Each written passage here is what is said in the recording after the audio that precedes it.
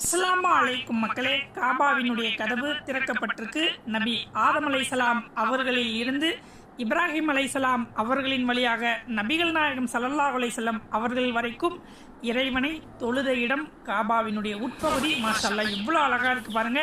இந்த இடத்தில்தான் நபிகள் நாயகம் ஸல்லல்லாஹு அலைஹி வஸல்லம் அவர்கள் தொழுது கொண்டிருக்கும் பொழுது மக்கத்து காஃபிர்கள் அல்லாஹ்வின் தூதர் அவர்களின் மீது ஒட்டகத்தினுடைய மலக்குடலை தூக்கி எறிந்தார்கள். வேக வேகமாக ஃபாத்திமா ரலியல்லாஹு அன்ஹா அவர்கள் வந்து அல்லாஹ்வின் தூதரின் மீது போடப்பட்ட ஒட்டகத்தினுடைய மலக்குடலை நகற்றுகிறார்கள். தொழுகையை முடித்துவிட்டு அல்லாஹ்விடம் அல்லாஹ்வுடைய தூதர் சொல்லுகிறார்கள், யா அல்லாஹ், அபு ஜஹலை நீ பார்த்துக்கொள், உத்துபாவை பார்த்துக்கொள், ஷைபாவை பார்த்துக்கொள் என்று அல்லாஹ்வின் தூதர் அவர்கள் அல்லாஹ்விடம் முறையிடுகிறார்கள். அவர்களின் நிலை பத்ரு போர்க்களத்தில் என்னவானது என்பது தெரியும். உலகத்தில் முதலாக இறைவனை வணங்குவதற்காக கட்டப்பட்ட ஆலயத்தினுடைய உட்பகுதி இதுதான். வீடியோவை அதிகமாக ஷேர் பண்ணுங்கள். மறக்காமல் நம்ம சேனலை சப்ஸ்கிரைப் பண்ணுங்கள் மக்களே.